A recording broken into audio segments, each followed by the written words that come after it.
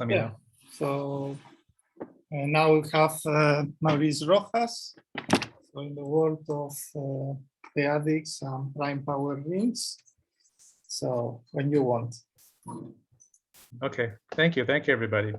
So I'm going to talk about a few things today. I'll talk about some motivation for why I want to look at these particular objects. I'm interested very much in many things, amongst which are rational points and zeta functions. The application is not immediate, but they're definitely lurking in the background. So that's sort of one motivation of why I want to go this direction. The main technique I'm going to be using is sort of a combinatorial trick. It's the way of using a tree to encode roots over prime power rings. And my ultimate result is going to involve counting points on algebraic curves over prime power rings. Okay, so I do want to point out this is joint work with some of my former students. So I had some undergraduate students over the summer, really wonderful students, and also a graduate student, Yu Zhu. And also this builds upon earlier work with my co-authors, Qi Chang and Daqing Wan and Xu Hongao. So let me begin on why we want to do this. So in coding theory and cryptography, prime power rings do pop up in different ways. If you're doing coding theory, there's various constructions where it's useful to use prime power rings. Berthelinger, Lesurf, and Cantan have some nice work in this direction. Also in cryptography, if you're going to be looking, say, at elliptic curve cryptography, you want to build elliptic curves or more general kinds of curves over finite fields with a certain cardinality, or cardinality having certain properties. And so it's important to know how many points there are on the curve over a finite field. So if you go to prime power rings, this is a generalization. Also, there's an older conjecture, and I'll talk about this a little bit later. You can create certain generating functions. If you have an equation, and if you look at how many solutions the equation has over a prime power ring, and if you let the prime power get bigger and bigger, then there's a generating series, and it turns out this generating series is a rational function. And it's now known to be true, but this wasn't known back in the 60s. Igusa proved this. He proved this part of the conjecture. And he was interested in some other arithmetic applications that I won't get into. And more generally, understanding varieties over prime power rings is important if you want to understand varieties over the p-adic rationals. And this is actually an important thing if you want to understand varieties over the rationals. So there's a whole school of literature in this direction, if you look at moduli spaces or these sort of non-abelian Shobot methods. Okay, so that's a little bit of motivation. So I want to start off with some very basic observations. So first off, it is harder to work over prime power rings than it is to work over a finite field. First off, if you look at the polynomial x squared plus p, if you reduce it mod p, there's just one solution, just one root. But if you look mod p squared, there's no roots, which is kind of weird. So as you increase the prime power, things can change in a funny way. Also, unique factorization fails. I mean, z mod p to the k is not a field. And it fails in a really bad way. So for example, x squared already, if you look mod p squared, there's multiple distinct factorizations. And so these are a little bit crazy, and they're not easy to keep track of. They're not just trivially related. It's a little bit more complicated than that. Another thing to realize, of course, x squared has just one root mod p. It has p roots mod p squared and so forth, and you can get a formula for it. So certain polynomials, if you grow the prime power, there will be a certain growth in the number of roots, and the growth is actually kind of subtle. So you have to be careful about how you compute it. Okay. Now, there are classical tools from algebra. There's this well-known result called Hansel's lemma, and it tells you that you can uniquely lift any non-degenerate root from a finite field to the p-adic integers. But the previous examples, they have degenerate roots, and it's more subtle how to lift a degenerate root. As you saw, when you have a degenerate root, it might not lift, or it might lift in funny ways. So just to be clear about notation, a degenerate root is just a root of the polynomial and its derivative. And people looked at this pretty seriously starting from the 90s. There's some earlier work with von Zergoth and Hartley around 96. And they came up with the first algorithms for counting and keeping track of roots in prime power rings for polynomials in one variable. And the first efficient randomized algorithms appeared in this work of 2013, Berthé-Müller-Cerf and Quentin. Now, some friends of mine and I got interested in this. We started trying to randomize these algorithms. Duvivity, Mittal, and Saxena also got involved, and they actually were interested in factorization, and they managed to de-randomize completely the problem of counting. But an interesting consequence was that we could simplify some earlier p-adic work. So I'll review one of the constructions that we came up with. It's an important construction to keep track of roots in prime power rings. Okay, so here's the main idea in just one variable. So let's say, I mean, what would you do to count roots over a prime power ring? If you had this particular polynomial, x to the 10 minus 10x plus 738, and you want to count its roots mod 3 to the 7th, the trick is the following. You work modulo 3, and then you do some perturbations, and you slowly extract the digits of the roots mod 3 to the 7th, place by place. And then there's some additional trickery along the way. So your polynomial f0 is that. You look at its mod p reduction. What is it mod 3? Well, mod 3, it turns out to factor this way. And then what you do is you look at which degenerate roots it has. So you're going to get a recursion, and the recursion is going to depend on the degenerate roots. That's the key thing.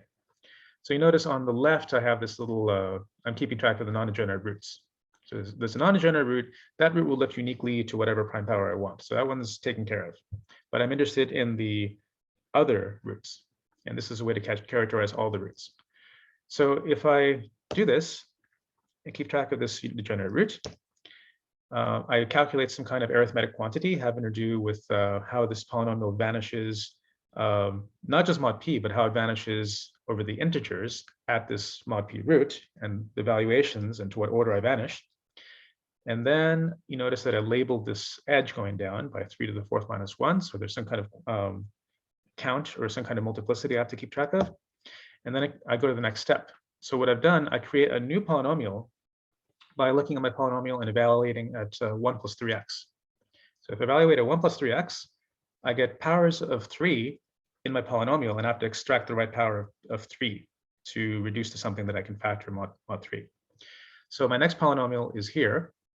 And I repeat this process. I look at him and I see which degenerate roots he has. So this only has one degenerate root, it's 0. And I also notice that I have a non-degenerate root, and the non-degenerate root lives uniquely. And then there's some other quantity, this arithmetic quantity s that I have to calculate. It gives me some kind of multiplicity. And then I have to go down to the next step. And finally, I end this tree with a polynomial that factors completely and has no degenerate roots. Okay, so the upshot is that I started with a polynomial over the integers. I want to count its roots mod 3 to the 7th, and there's some kind of recurrence that I can create. There's some kind of a tree that'll keep track of all the roots.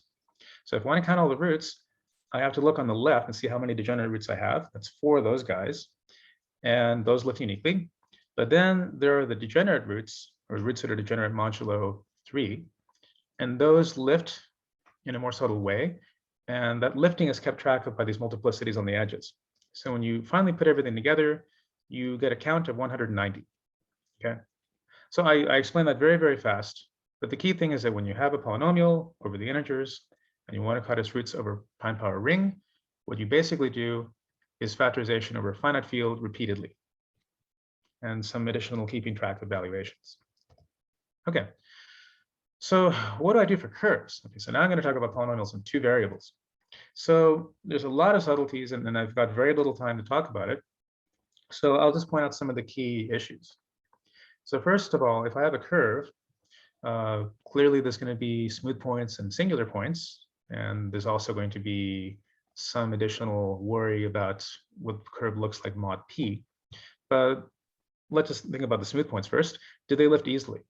In the case of one variable, Hansel's lemma says that we can just lift points and smooth points and there's no problem.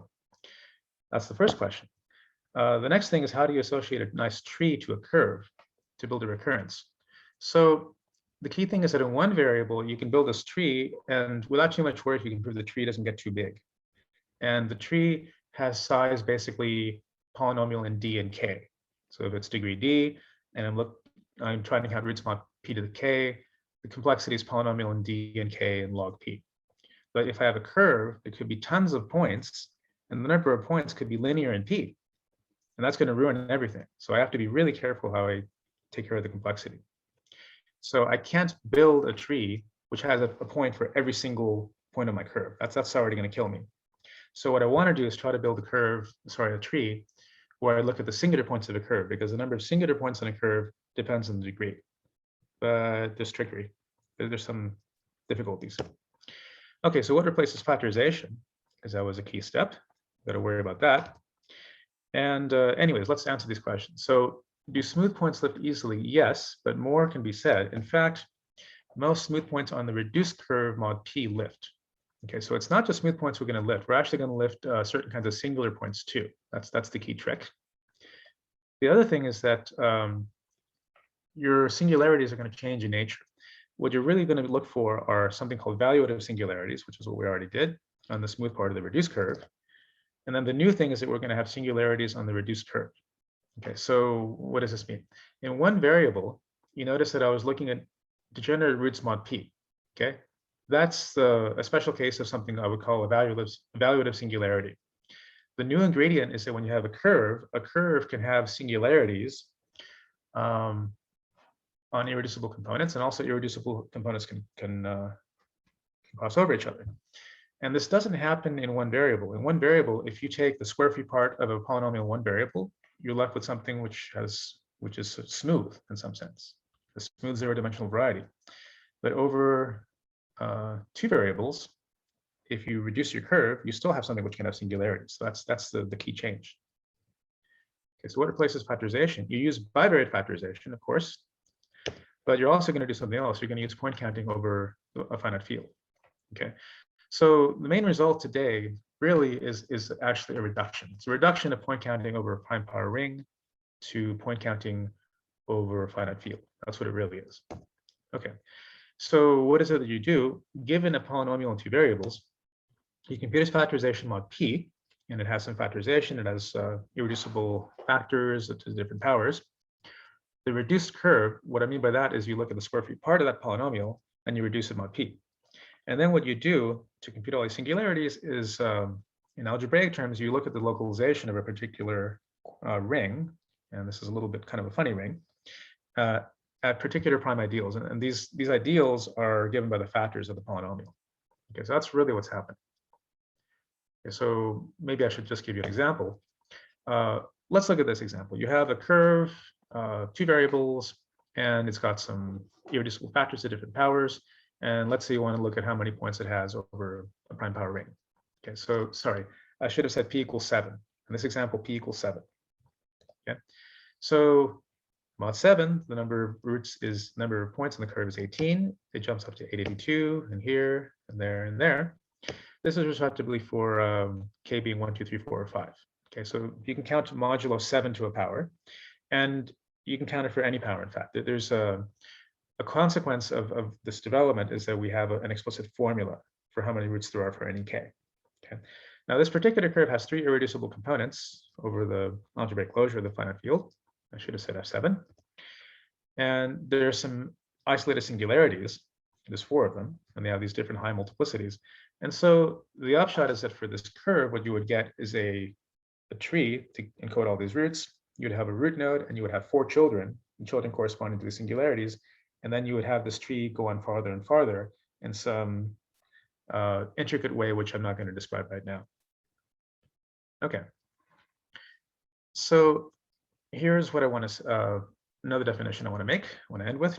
If you have any polynomial, any number of variables, you can let NPK be the number of roots of this polynomial in the prime power ring. And you look at this generating series. So I count how many solutions there are modulo p to the k. And I multiply it by t to the k over p to the nk to normalize, take a sum, and that is a function of t. Yeah, it's called the Poincare series of f.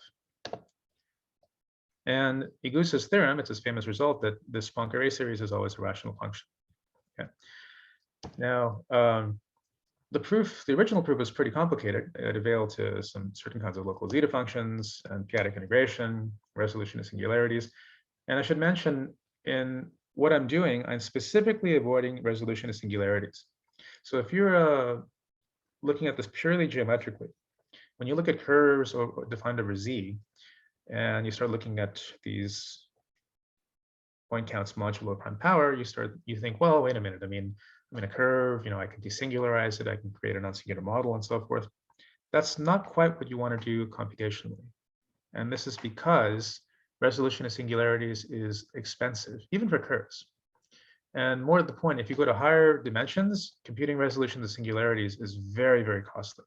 So the whole point of this work is that I'm trying to find clever techniques which avoid resolution of singularities and will be more efficient and much better complexity. Okay, so Dena found a newer proof. Didn't use a singularization, he used cell decomposition, but still the algorithmic side was not looked at very much, and we could streamline further. So the main theorem, which I can summarize this way, is that if you have any polynomial, any number of variables, degree d, then you can get a recurrence for the Poincare series. And I'm not going to get into the technical details, but these terms, they can be well defined. And the point is, you can take this unknown rational function and express it as a sum of other rational functions which themselves satisfy some other recurrence, but the recurrence dies in a short amount of time. Okay, so corollary of this is that you can actually compute the Poincare series for any bivariate polynomial explicitly as a rational function in this time. So look here, it is the complexity is square root of p, so it's sublinear in p. It's high degree in the degree, but that's basically one of the main results. And a related corollary is that you can count roots over prime power rings in time polynomial and k, d, and log p. Okay, sorry, polynomial k and d, and then the dependence on p is about the square root of p. Okay, now another consequence is you get a much more elementary proof that this Poincare series is a rational function. And I want to say a couple subtleties about complexity. So first off, point counting is already rather non-trivial for curves. There are cases where you can go in time, deterministic polynomial time in log p, but this is very, very hard in complete generality. Schoff told us how to do the case of elliptic curves, and it's been generalized in various directions. And what we use this fast algorithm of Harvey. So Harvey's algorithm has complexity on the order of the square root of p for arbitrary curves. That's slower than polynomial in log p, but it's completely general and it works even for hypersurfaces. And in essence, what we do is give an algorithmic generalization of a lot of earlier work. So various other authors, Denef and Hornart and Bayes and Zuniga Galindo, they were looking at Poincare series for certain specific classes of curves, and we can do this in complete generality. So for an arbitrary curve, we can compute the Poincare series in polynomial time. And just to give you another example, if you go to higher dimensions, so this is kind of a poor example, but it's more of a proof of concept. If you have something in 3 variables, here's a hypersurface, might be a K3, I forget if it's K3 or not. Here's how many points you have, mods 17 to 29. Takes about 10 seconds to compute that. And a harder example would be this count. You can do points in mod 211 to the 14th, takes about 35 minutes. And I should point out these numbers, these times, they are not meant to be incredibly impressive. Here's the reason. What I'm using here, and I thank my student Caleb Rebel for doing the computation, he used the reduction that we derived. Okay, so he reduced point counting for prime power rings to the finite field case. Now, what do we do for the finite field case? Well, I would love to grab code that counts the number of roots over a finite field for this hypersurface. We didn't have any. So we did brute force search. Okay. So, but the point is, we reduced it to brute force search over the finite field, not the prime power ring. So this is what allowed us to do it. And if we did brute force search over the prime power ring, then we would have never ended. It would have taken us years. Okay. So that's all I wanted to say for today. And I thank you for your attention. And I thank you for coming together during this difficult time. So thank you very much. If anyone has a question, use ask. Do we have time? Yeah. Yeah, Teresa, please. plenty of time. Maurice, Yes. I liked it, but at the beginning when you introduced these S quantities. Yes. So what is that? I'm sorry, I lost it. Yeah. I never defined it, and I'm sorry I didn't define it. But You do. but What is, how does the algorithm work? Yeah. It's easy for one variable. It's pretty easy to describe. If you look here, sorry, right here. What you do is you take your whatever stage you're at in the recurrence. So you've solved for a few digits already for the base p digits. To get the next base p digit, what you do is you take your root modulo the finite field. In this case, it's 1, and you add px. Okay. So when you evaluate f of the root plus px, you get an expansion, and it has powers of p. And what happens is that there's going to be a large power of p dividing everything. The valuation of the power of p, that is the s. Okay. So basically, you perturb. So at each stage, you have your polynomial, you reduce it modulo p, you look for a root mod p, and then you expand about that root plus px. And then this is just evaluating your polynomial at constant plus px, and you have some new polynomial, which is a multiple of p times some other integer polynomial. So the s is just the valuation of that factor of p, the power of p. Okay, right. Yeah, and the details are actually, I mean, I'm sorry I don't have all the details here, but the details are completely written up. This has already been published, actually.